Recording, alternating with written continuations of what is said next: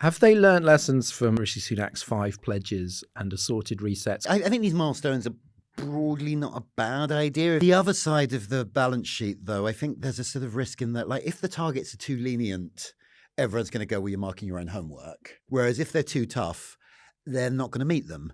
Columnists say that the real problem, as always, is Starmer's ineptitude as a political storyteller with a kind of emotional hotline to voters. It seems like a personality trait that is beyond resetting, right? He is a dour man who is not particularly good at expressing emotion unless it's about football. There is a sense of acceptance in the Labour circles that, yeah, we're unpopular now, but it's okay to be unpopular now. What matters is how unpopular are you in 3-4 years? And we've had questions in people going, okay, but when are we going to feel the benefits? And the answer is...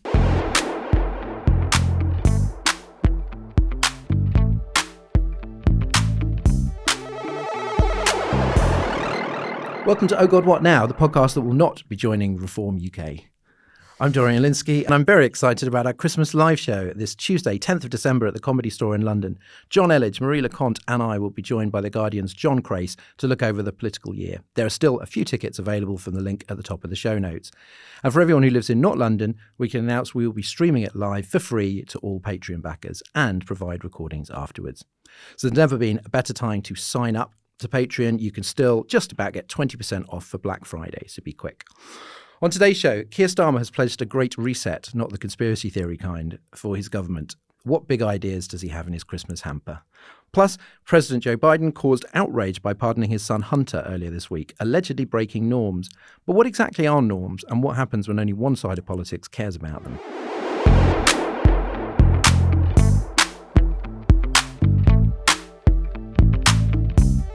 Let's meet today's panel. First, it's author of The Future of Trust and creator of Jam Tomorrow, Ros Taylor. Hi, Ros. Hello, Dorian. And hello to Rachel Cunliffe, Associate Political Editor at The New Statesman. Hello. Finally, author and columnist John Elledge. Hi, John. Hello. Let's get started. It's reset time. And like the 12 days of Christmas, we've had 10 pledges, 6 first steps, 5 missions, and now a TBC number of milestones. Keir Starmer is about to announce some new targets to deliver on election pledges.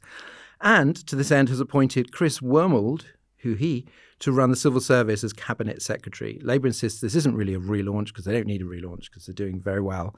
So what is it and why is it necessary? Rachel, to start with, Chris Wormold was not the bookies' favourite, if indeed people bet on the new cabinet secretary. I don't know. Who is he and why did he get the job? So he was permanent secretary at the Department for Health, and before that permanent secretary at the Department for Education, and has a range of experience in and around Whitehall, including being in the number 10 office. And he is generally considered all of the cliches, safe pair of hands, yes minister type Sir Humphrey, for people who love yes minister, which I imagine is probably most of your audience, and somebody who's sort of very rooted in the Whitehall machine, which is kind of good if you want to get the Whitehall machine working better, but is also less good if what you want to do or what you think it needs is a complete and utter rewiring, which is obviously Dominic Cummings' thing, which is sort of Whitehall is broken.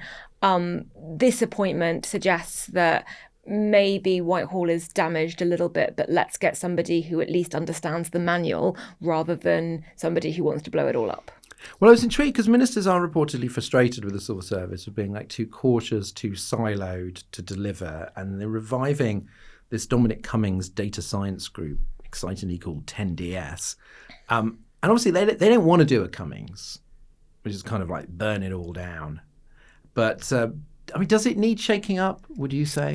I think it probably does need shaking up, and it's been very striking for me in the last 5 months listening to Labour MPs and Labour SPADs in particular, because SPADs are the gossipy ones, come to me with all of the same complaints that I've been hearing from Conservatives for years and years. Not so much the personal ones, not the ones of, they're blocking our agenda deliberately because they're all, woke and they can't be trusted and they should be in the office 9 to 5 as opposed to working from home, like Jacob Rees-Mogg said. So not so much that stuff, but a kind of sense that the departments are too big. They're trying to cover too much. Ministers are only, if they're secretaries of state, they have maybe 2 SPADs. If they're ministers, they don't get any SPADs at all. So they have very few people that they have a close, trusted, personal relationship with. The civil service hierarchy and institutions are really rigid, which means that if you're a minister coming in and there's somebody that you don't work particularly well with, not necessarily because they're not very good, but just because you don't gel, there's very little you can do as a minister. And there's been frustration that you've got all the responsibility and the accountability as the minister, but it feels like they're pressing down on the levers and not a lot is happening. And that's been a complaint that has been going around for a while. What you do about that is another matter, because we have a tradition here of the civil service being politically neutral. We don't have a system like in the US where change of government, a whole lot of new people come in, and when your government is no longer in power, you're out of a job.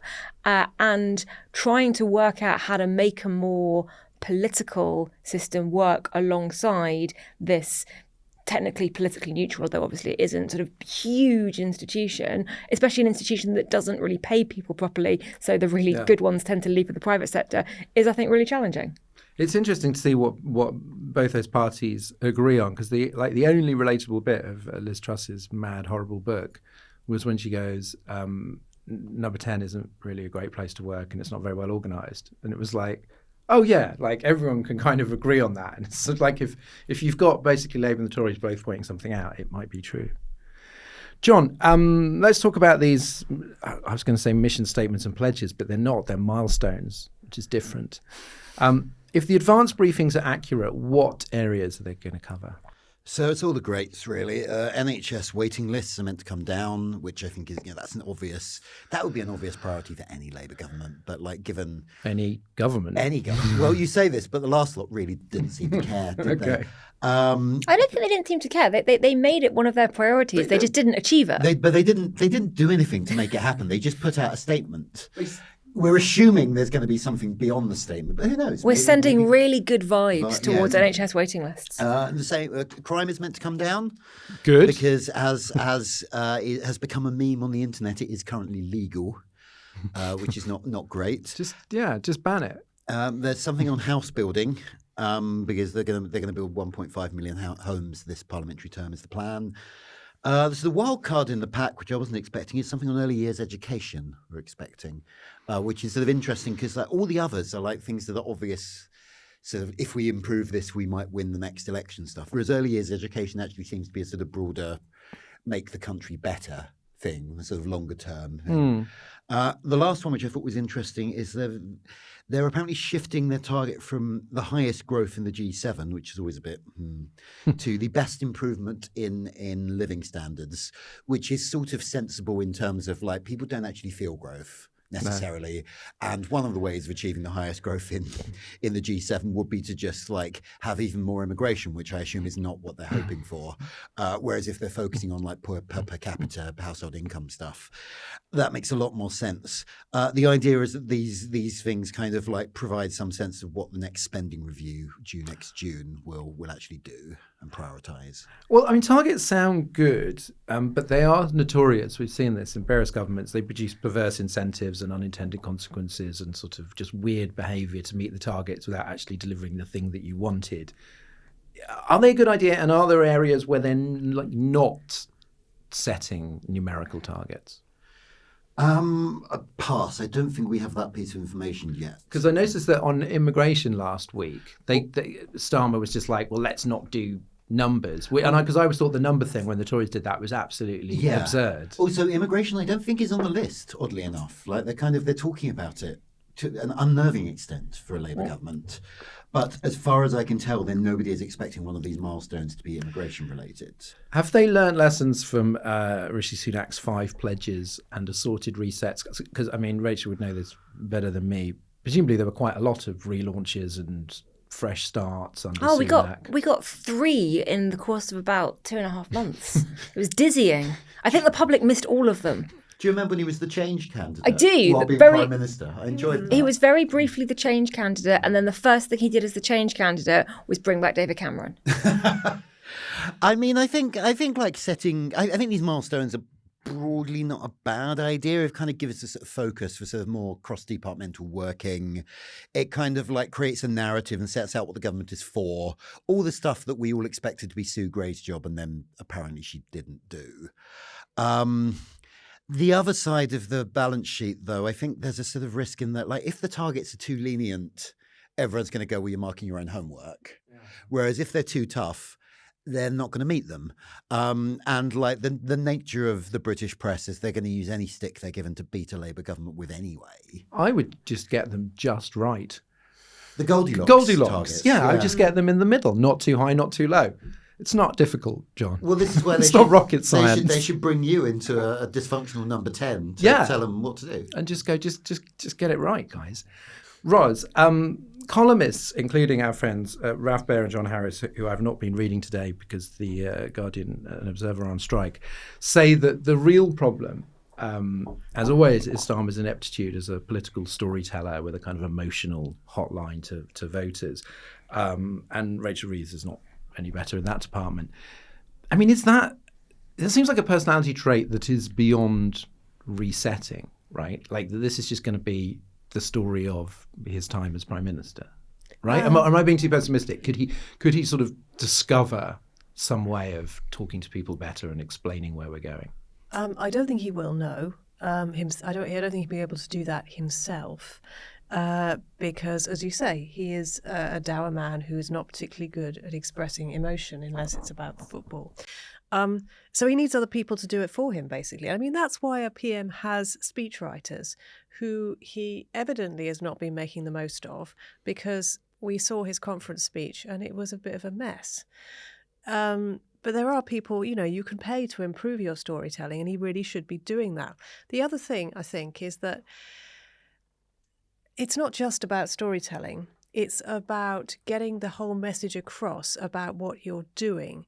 And immigration is an interesting example of this, because as you were saying, John, they are actually saying more about immigration than a Labour government normally does, and they're being really quite tough on it. And it's clear that the government doesn't want more people coming in to work here, as the Conservatives basically did, even though they pretended they didn't. They did really. And it does want much lower immigration figures. That much was clear from today's PMQs when Starmer was hammering Badenoch. But it isn't getting that message across. And the reason it isn't getting that message across is that Labour is cracking down hard on immigration is not a message that the left, that the Guardian, that the Mirror want to hear. And it's not a message that the right is going to broadcast for them for obvious reasons. So you've got no one making the case in the mainstream media, and nobody outside the mainstream media either. And I think that's as much of the problem as the whole storytelling issue. If you're going to be tough on immigration, which they are being, there is a case for saying you should be honest about it, and you should be absolutely straight down the line, and you should be unashamed about it. And I think actually the government, the Labour is being, parts of Labour are being unashamed about it, but they're not getting the message across. I noticed something interesting that came up with the politics professor Stephen Fielding and the writer Phil Tinline were both agreeing on this idea that Labour should be more prepared to identify enemies. So that what John just outlined there that the government's planning to do is something that in a TV drama, if they didn't want to tell you which party was in power, they could list most of those policies, right? Because you just go, yes, growth and shorter waiting lists and all that. And Fielding says that trying to be nobody's enemy is resulting in it having no friends. And if you actually look back at a lot of successful prime ministers, they did have sort of people that they were against, sometimes in a rather hateful, divisive fashion. But do you think that's a sort of problem, that it's just almost like trying to sort of rise above politics and just go, it's just about fixing stuff in a sensible way? No, I don't. I think we've had enough of that, to be honest. I mean, I can see no fighting for you. No, I can see Stephen's example with this is Harold Wilson, who in the 50s and 60s made a big kind of class war thing and basically said the upper classes are screwing you over and we're going to fix that, and that's what I've done, And yes, he did well out of that for a while. And But we don't live in that world. That's like 60, 70 years ago. Class in that way does not have the same traction. And if you actually look at what Labour is doing, it's not afraid to take on what would normally be considered class interests like private schools Yeah, and yeah. wealthy farmers. But there's no point in being all kind of, heavy duty class war rhetoric about it, because that stuff just doesn't resonate anymore. Not in a world where most people think they're middle class and aspire, if they're not middle class, to be upper middle class. So I think there's, and it's just contrary. It's so much contrary to Starmer's whole instincts, which is to have said to Tory voters and to a certain extent Reform voters, you can trust me, come back into the fold. To create those divisions is just not, he would find it very, very hard, and I don't think he would ever do it. Rachel, Starmer's net approval ratings fallen to minus 32%, and 1 in 4 Labour voters say they're disappointed. The Tories have sort of pulled ahead in some polls, despite having Kemi Badenoch as leader. Does Labour sort of know that it's unpopular? How does it explain it? What's the vibe in the party? So I think they do know because they can read. Do they know? That is a thing. In their hearts? No, I don't think they know. No, and I think they have been a little bit caught off guard by the speed at which public sentiment has turned against them. And in a way, I think that's understandable because the focus group that I sat in on a couple of months ago, for example, one of the things that came up was we voted for change. Why hasn't anything changed yet? And that was less than 4 months after the election. You can't build a whole lot of houses in 4 months. You can't build a prison in 4 months. Not if you actually, if you've really got your whole prefab project ready to go, maybe you can. You can't bring NHS waiting list down. You can't train a whole lot of doctors. So I think that possibly there was an issue with the way Labour campaigned as if things would change overnight. And we've had questions into the New Statesman podcast. I'm sure you've had questions in here as well. People going, okay, but when are we going to feel the benefits? When are we actually going to feel that some of the changes that Labour say that they're making are impacting people? And the answer is probably late 2025, mid 2026. It's going to take time. And I think the Labour calculation, particularly on health and the NHS, is if we get to the next election and people feel like they can get a doctor's appointment, they're relatively certain that if they call an ambulance, it will turn up. And if you're referred for an NHS operation, you wait a matter of weeks, maybe months, as opposed to years. If they feel that, Labour will probably get a second term, pretty much regardless of everything else that is happening. If people don't feel that, regardless of whatever else they feel, Labour will lose the next election. And there's not, I wouldn't call it complacency, but there is a sense of acceptance in the Labour circles, what people I've been talking to, that, we're unpopular now, but it's okay to be unpopular now. What matters is how unpopular are you in 3-4 years?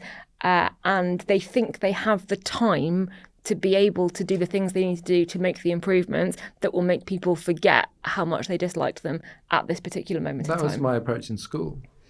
Did it work? It worked out, actually. Yeah, no, it did. Labour insiders claim that a lot of the organisational mess, muddled comms and rotten office politics already remedied when Morgan McSweeney replaced Sue Gray as Chief of Staff in the last mini reset. Do you think that's true? I think there's definitely some truth to that. I mean, John mentioned it a moment ago with talk about the Rwanda costs. And I think you said, Yvette Cooper is having fun with this and is actually putting out some news story, feeding the media machine. Although it is worth noting that she is one of only, I think, 2 members of the cabinet who've been in government before. Yeah. So it's her and Miliband. You would expect her to be a bit more on it than maybe some of her peers. You would hope so, and you would hope that some of the others would learn. But the lesson there is that you should always have a story. You should always have something that you're pushing out. And if you keep doing that relentlessly, particularly if you've got some photo ops, then you're going to crowd out what the opposition wants to say about you. And I think there's already been some of that. I think you've also seen it with Louise Haig's departure. She resigned or was told to resign, or her resignation was accepted, whichever way you want to phrase it, within hours of that story breaking, killed it dead. Kemi Badenoch tried to bring it up in PMQs. It didn't really land because it happened instantly. It didn't drag on into Sunday. Prime Minister, why have you kept your Transport Secretary on, etc., etc. And that, I think, has Morgan McSweeney all over it. The sort of ruthlessness of you have to seize control of the media narrative. When stuff goes wrong, it might not be fair, but you have to accept what the story is and where it's going and act sooner rather than later. And if you imagine what the narrative would have been if Keir Starmer had managed to take that approach on the freebies and the Taylor Swift tickets and the suits, that story should not have run on for 5-6 weeks. He should have been able to kill it dead at the start. So I think, it's making a difference having Morgan at the heart of government. John, I'm wondering how long it'll take before Labour's popularity sort of picks up again, because there are reasons to think that things will get worse over the winter, because the NHS is always stretched. There's kind of things that you don't necessarily predict, like sort of floods and, things related to bad weather, plus the effect of restricting the winter fuel payment, which we don't know yet. So is it going to get worse? Yeah, obviously. Everything you've just listed, but also internationally there's a lot to worry about. Like, it's going to be a very difficult winter in Ukraine. That is going to sort of mean some big questions for Western Europe in terms of like what support we're giving. There's this guy, I don't know if you've heard of him, this guy Donald Trump, who's going to be... I don't know him. Yeah, but like if he goes through with the this... telly man. Yeah, him off The Apprentice. If he goes through with this threat to kind of introduce tariffs on imports to the US, that's going to do horrible things to the global economy, including us. That's going to shake things. It's going to shake living standards. It's going to be a really difficult few months. I think there are some positive signs out there. Something I discovered earlier is that Starmer was the first British Prime Minister since we left the EU to be invited to some kind of EU summit to talk about security policy, which makes sense because, we do have quite a big army and security is a big issue in Europe at the moment. But a lot of the things the government is talking about, like even if that does lead to a sort of closer relationship with the single market, maybe one day, that's going to take years. It's going to take years to start building enough houses for that to have an impact on anything.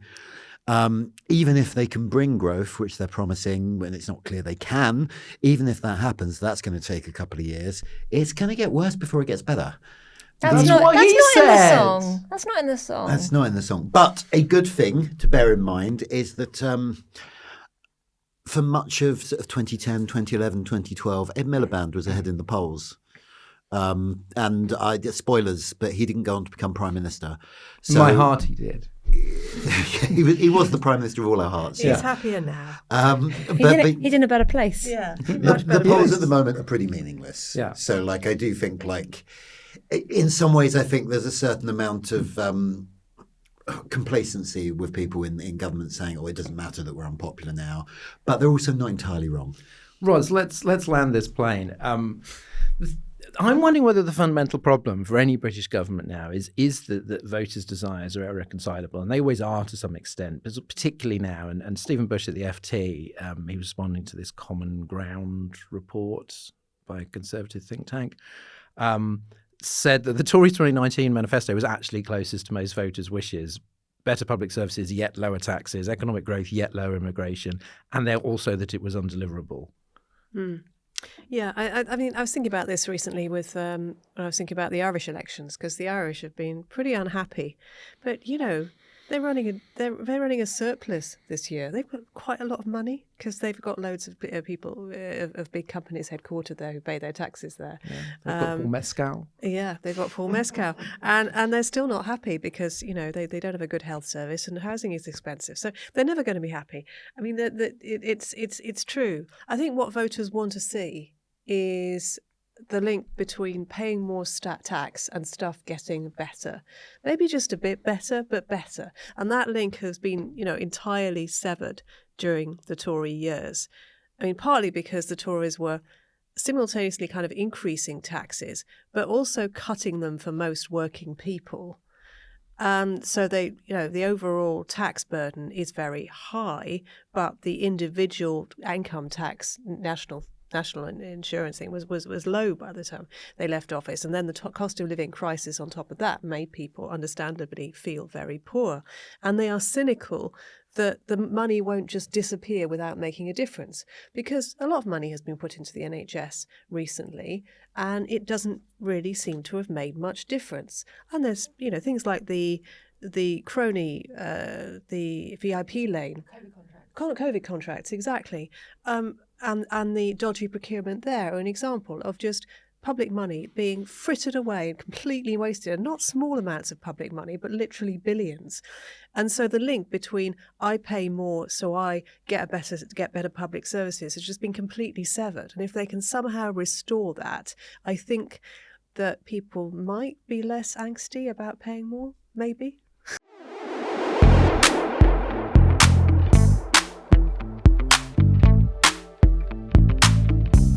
Okay, let's do but your emails. If you support us on Patreon, you could submit a question to the panel via electronic mail.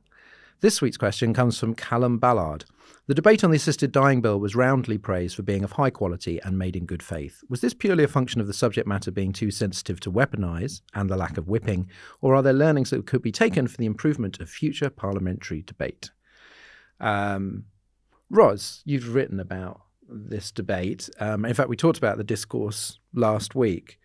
What do you think? Was it the way that it was gone about, or was it the nature of the subject? I think there were two things that were important going on. One was that the MPs weren't whipped, so they actually had to think about it for themselves. It would be great if all votes were like that. Unfortunately, they never can be, but there was a lot of individual thought going on, and that helped to contribute to the quality of the debate. The other thing was that it wasn't culture war coded, and by that I mean that nobody at any point was able to say, "Oh, it's woke to want to give people assisted dying." It just that wasn't the there were people on both the left and the right who supported and who opposed it, and it was impossible to just claim that your opponents wanted to either kill people or to let them suffer. There were people on both sides making really cogent, intelligent, emotive arguments, and that really helped, because I think then people felt, yeah, I can think for myself. I don't have to just fall in with what people in my tribe are doing, because the tribe themselves were divided. Well, even people who have been on this podcast, that I noticed that, your Substack piece, but then Hugo Rifkind wrote a piece in the Times where he came to the opposite conclusion, but in a very kind of, thoughtful, sensitive way. And it did seem to transcend that neural. I mean, we do try and be a kind of echo chamber here, but we just couldn't manage it this time. No. Rachel, it seemed like extremely emotional. It was, yeah. So I was in the chamber, not for all the 5 hours, but for most of it. And I was in tears for a fair bit of it. I was not alone in the journalist gallery. Wow. There were people watching in the public gallery who were also crying. And MPs giving speeches were also moved to tears. There were a couple of occasions, and I found this really moving. And maybe this used to happen in the past in Parliament. I've never seen it happen in recent times, where somebody would be speaking and they would be so overcome with emotion that their voice would start failing them, and another MP would stand up and make a point of order, not to get their point in, but in order to give them time to breathe and collect themselves. And I saw it happen on a couple of occasions where it wasn't even an MP from their own party. So there was a huge amount of respect across the House for everyone's views. And I think that the point about not being tribal was kind of key to it. So Kim Leadbeater gave the opening remarks, and then Danny Kruger, arch Christian conservative, spoke against. And then the next speech went to Diane Abbott, because they alternate by parties, and so usually you get kind of 1 for, 1 against, 1 for, 1 against, sort of ping pong. But because this wasn't tribal, Diane Abbott was also speaking against straight after Danny Kruger, and was incredibly moving. And you don't normally see that. I can't think of that many issues where you'd get those two. Diane Abbott also wrote an op-ed beforehand with Edward Lee, the father and mother of the House. He's an arch conservative as well. So you've got all these really quite odd alliances. Everyone had a personal story, for and against, themselves, a family member, a relative. They all had, a lot of them had messages from their constituents and stories. It was very moving as well to have medical professionals speaking on both sides in very sort of nuanced, complex ways. And the most moving thing, I think, for me was the end, when they came in and they announced it. They announced that the ayes had it. There weren't cheers, there weren't smiles. There was a sort of okay, then we've just done something really big. And maybe Parliament used to be like that. Maybe there was a golden age when that was kind of what it was like. Maybe if you have a whipping system, you're never going to get that level of thoughtfulness. But I felt quite proud of our Parliament, actually.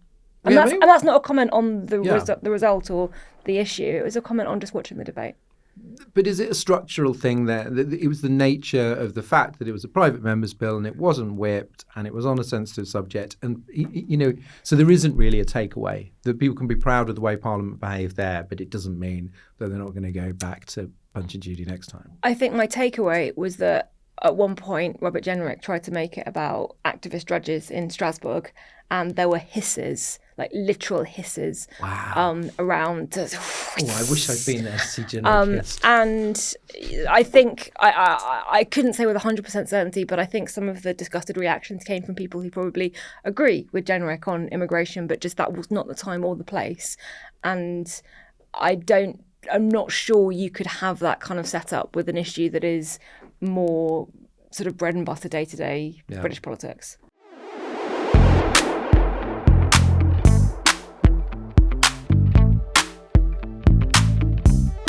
Next up, the value of political norms. Joe Biden's decision to pardon his son Hunter has caused a big old fuss about bad precedents and abuse of power, even as Donald Trump pledges to pardon everybody jailed for storming the Capitol on January the 6th.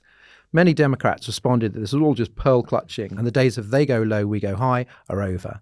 When a norm smasher like Donald Trump wins power again, is defending the status quo more important than ever or missing the point? Firstly, just quick fire reactions. What do we all think of the pardon? Was anybody particularly furious about it, or? I think it's entirely understandable. I don't think it's great. I don't think it's going to have any long-term impacts on how Trump behaves, because it's not like he's going to be thinking, well, great, now Joe Biden's done it. He was going to do what he was going to do anyway.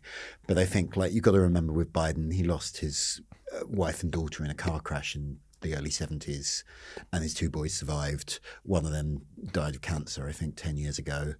Hunter Biden is the last link he has to that family. He wasn't going to let him go to prison. Joe Biden is 82 years old. I just think on an entirely human level, of course, this is what he was going to do. Also, when you're kind of, arch enemy, so to speak, is coming into office, there's loads of people going, we are going to punish and humiliate all our foes, then, it would be a strange father, I think, who would have just thrown his son to the wolves to prove a point. Rachel Ross, do you feel differently? I think that the presidential pardon system is insane. I know it's one thing that we've learned from looking at American politics over the last decade or so is that you're not meant to sit in a studio in North London and say, I think that country's political system is insane. But I do think it is bizarre that the president has relatively we can do that. little. We can do anything we want. The president has relatively little power if they don't have Congress, particularly in the lame duck period after the election before the inauguration. But they have this where they can just go, people I like that the law shouldn't apply to. I think John's absolutely right. The idea that Trump might have held back if not for Joe Biden pardoning his son is there's all kinds of things we can sell you if you believe that. But I just think that the system, if that's a democratic norm, why is it a democratic? Who thought this up? Why? If we were doing heroes and villains of the week this episode, which we're not, I would do kind of the really convoluted US democratic system as my villain. Well, we can talk about. We're talking about breaking norms. It's like if the whole pardon system is a norm, and a stupid norm. So maybe that's the problem, not the particular choice that he's made here. So, Ros, critics say that Biden's abandoned the moral high ground. How much does that matter? It matters morally. One always wants to be on the high ground, presumably. But voters have just chosen a convicted felon with, we're not going to go into the list here, but he's done some bad things and doesn't really seem to give a shit. Yeah. Of course, the trouble is that from the Trump worldview, he's a convicted felon only because the Democrats pursued him. So there's this awful, terrible, in some, you can see an equivalence, which I don't accept. But if you're minded to, you can see an equivalence in Biden pardoning his son. I think this is why it's it just sort of goes to the heart of what do you do when the system has fucked you over and the law has fucked you over? What do you do then? I mean, when the law has unfairly persecuted you, which arguably in the case of Hunter Biden it has, what do you do? Do you abide by the law for the sake, as you say, of sticking to the moral high ground? Or do you do anything you can to try to minimise the injustice? And this is the, plot of countless novels and plays.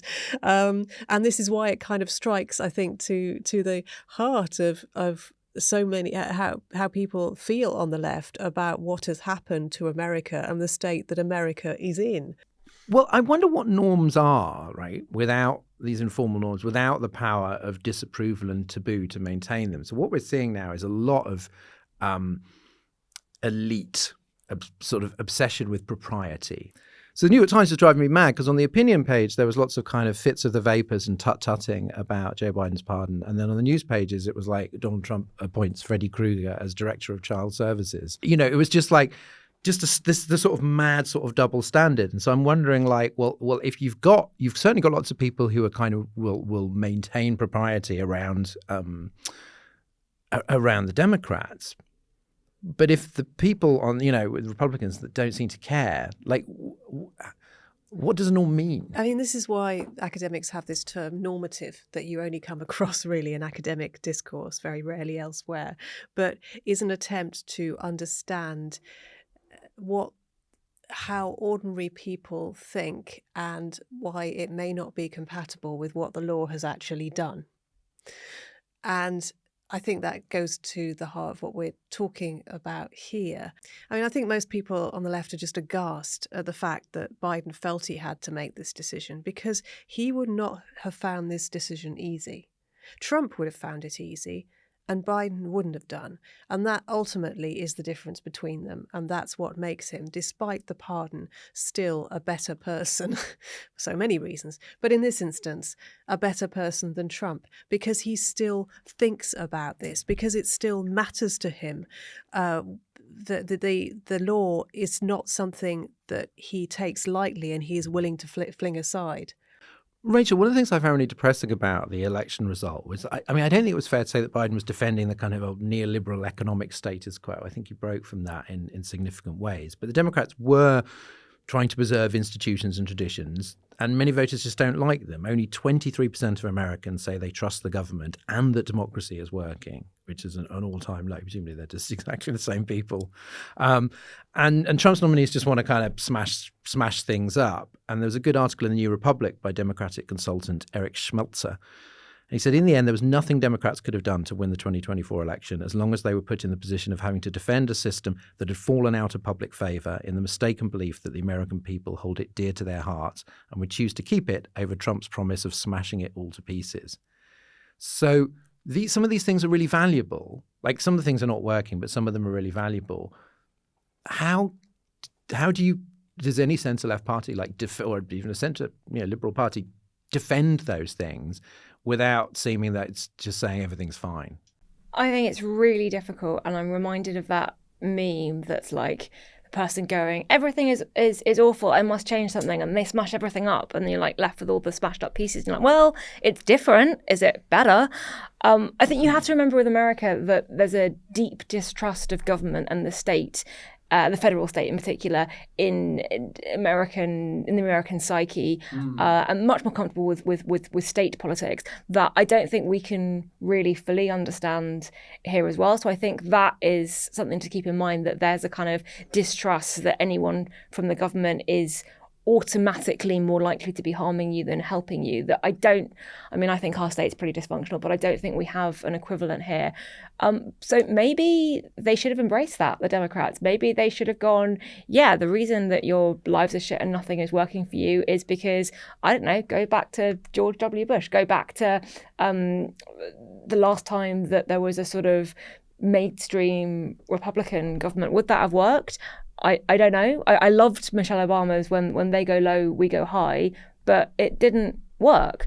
And I wonder if maybe the Democrats would have, I guess we'll never know, but the thing that always got to me in particular was the Supreme Court justices. So the last year, in February, I think, of Obama's presidency, Supreme Court justice dies and the Republicans block him from appointing one in an election year when there's no precedent for doing that. They just say, no, it's an election year, you can't have it. Trump then appoints a Supreme Court justice when he becomes president, and then he appoints another one about halfway through. And then 6 weeks before polling day, 6 weeks before Joe Biden was elected, Ruth Bader Ginsburg dies, and he appoints another one in seconds. And none of the Republicans who were going, no, it's really important that we don't do this in election year, were saying, hold off. None of them were telling Trump to hold off. They went, yeah, it's okay when our side did it. So I think Biden should have expanded the court. I think he should have gone, okay, you guys don't care about the rules. Well, he says they can only be 9 justices. I'm going to appoint some more. Stop me if you can. And he didn't. And we're in the position that we are now. Playing by the rules when the other side won't, it doesn't get you very far. Ros, these big reforms are easier said than done, but there were these things like expanding the court, abolishing the filibuster, giving statehood to Puerto Rico and Washington, D.C., which they talked about some, but they didn't really try. So, I mean, is a lesson here. I mean, those things also, of course, would actually help them politically. I mean, should they next time just be much more ambitious about changing the system, that they're just too nervous? And I do think this, as much though I do like Joe Biden, he had grown up in a different era and he had such faith in the old norms and the institutions and the greatness of America. And sometimes he didn't realize, was like who he was dealing with. I think you've got to bear in mind that when you change the laws in that way, when you go out of power and your opponents are in power, they're often in a position to take advantage of those changes themselves. Those changes often aren't temporary, they're forever. And it's a bit late now, obviously. It's just as it seems to be for Ukraine, because Biden, of course, released all those extra weaponry for Ukraine just in the last couple of weeks or so. And frankly, it's too little. It's too late. I think it, and that's why I'm going to disagree a bit with Rachel on that, because if you've got a giant destroying your village, the answer is not to build another story on your house, because that just gives the giant more to target. And you've got to stop the giant, and you've got to help people to realise what he's doing and why it's going to be so hard to rebuild, rather than piling on what you think of as safeguards against the giant that, frankly, he's just going to go ahead and ignore anyway. I mean, I think Biden could have pushed harder for statehood for DC and Puerto Rico, which would both reliably vote Democratic. He could have at least started the ball rolling on that process. John, you've written in the past about the distant past and the escalating erosion of norms in ancient Rome.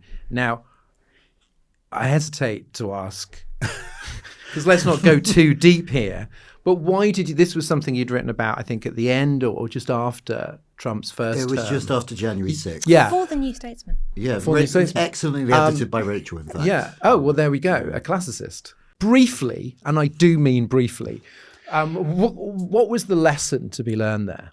My point was it's about a 70-year period in Roman history between the late 2nd century BC and the late 1st century BC, in which there is just a succession of ambitious politicians, generals, breaching behavioural norms to get power for themselves. So they stand for election more times than they're supposed to. They march armies into Rome, which you're not supposed to do. And repeatedly what it turns out is that if you do these things, nobody's going to stop you. And you get power. So the next guy in the chain does the same, but goes a little bit further and a little bit further and a little bit. And you end up with Julius Caesar and civil war and another civil war and ultimately the Republic falling and becoming an empire. And my point was, I have some sympathy with like Roz's point that like once these behavioural norms are gone, they're very difficult to get back. I think that's true. But I also have a lot of sympathy with the idea like if one side isn't going to play by the rules, then the rules functionally don't exist anymore. So I don't know what the solution is, but I thought the Roman parallel is unnerving, put it that way. And is the Roman Empire still around? Just need to check. How did it work out? It lasted quite a long time after that. So, several centuries. So from some points of view, maybe this is the solution. It lives on in our hearts. Rachel, we've had a really interesting contrast in the UK because Keir Starmer is an institutionalist and a great moral rectitude, and he's very sort of ruthless with people who, step out of line in that sense.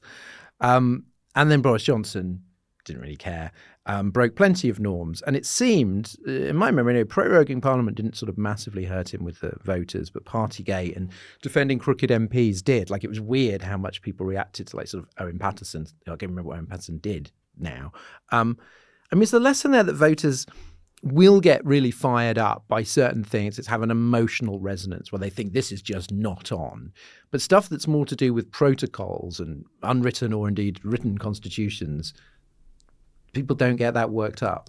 Prorogation is fascinating. I was at a focus group briefing earlier this week, and I learnt that not only did the public not have an issue with Boris Johnson proroguing Parliament, it was really popular. It made him popular. People thought that he was channeling the spirit of democracy and making maybe not a corrupt system, but making a system that was in the way, trying to block him, work for him, and was hugely popular. But as you say, Partygate, that was what did it for him, the idea that there were rules and he wasn't following them and the rest of the country were. And I guess if there's a lesson there for politicians, it's that you can't necessarily draw a kind of, okay, it's okay when I do that, but they don't like it when I do that. It depends very much on what the issue is, and do people think you're doing it in their best interest or not. And also it can change over time. I mean, I don't know how we're going to see the prorogation of Parliament in 10, 15 years' time. Certainly with Boris Johnson and the pandemic, we forget now that Boris Johnson was actually really popular during most of the pandemic, and the public perception was that the government, okay, they weren't getting everything right, but they were doing a good job in really difficult circumstances. Now the narrative is it was a disaster from start to finish. So I don't think you can draw broad brush lessons from that, except that it really depends on if the public think you're working in their interest or not. So, Ros, you're the expert on trust, and trust in government is, very low. So we can talk about these institutions and these guardrails and, proud history and so on. But I mean, does it need to be reformed and strengthened in much bolder ways in order to survive? There's lots of different ideas about how you might do that. But it seems that the sort of preservation argument is not very strong. I don't know. I was at quite a high-level wonky event at King's College London last night talking about the Constitution. I wasn't really talking about Constitution. I was just listening. Total name dropper. Yeah. Well, they were constitutional experts there, and I asked them more or less this question because I anticipated that what you were going to write. It's amazing. And I'm writing a piece similar lines to the New European at the moment, so I was particularly interested. And the ones who I expected to say, yes, we need to start, shaking things up, actually said no. And I was fairly convinced by their argument. And their argument was that once you've got state capture, it is really, really hard to do anything that will stop the bad actors from taking over, especially when they've got their teeth into the judiciary, or rather when they've got, friendly judges. And I think of this when people talk about proportional representation and whether it would effectively neuter Nigel Farage. I don't think it would neuter Nigel Farage because eventually the cordon sanitaire against working with Nigel Farage might well be broken. I don't think it would kill him off as some people hope. And in the end, you have just got to work. You've got to work on making the institutions feel more alive and more important to people. And some of those institutions, might not be particularly popular, like the justice system. But to his credit, someone like Keir Starmer, I think, has realised how important it is to have a functioning justice system and is working on trying to improve it and make it function properly. And you've just got you mustn't constantly undermine them, because that is what makes people think that the status quo needs to be shaken up and needs to be changed. So no, I don't think there's any kind of constitutional type quick fix that would sort our problems. Sorry. That's all right. It's not your fault. And that's the show. Thank you so much to Ros. Thank you. Rachel. Thank you. And John. Thank you. Hang around for the extra bit. It's after Demon is a Monster by Corner Shop, and a big thank you to the supporters who keep the podcast alive and kicking. You can join them for as little as £3 a month, get the podcast early without ads, and lots more. Search Oh God What Now Patreon.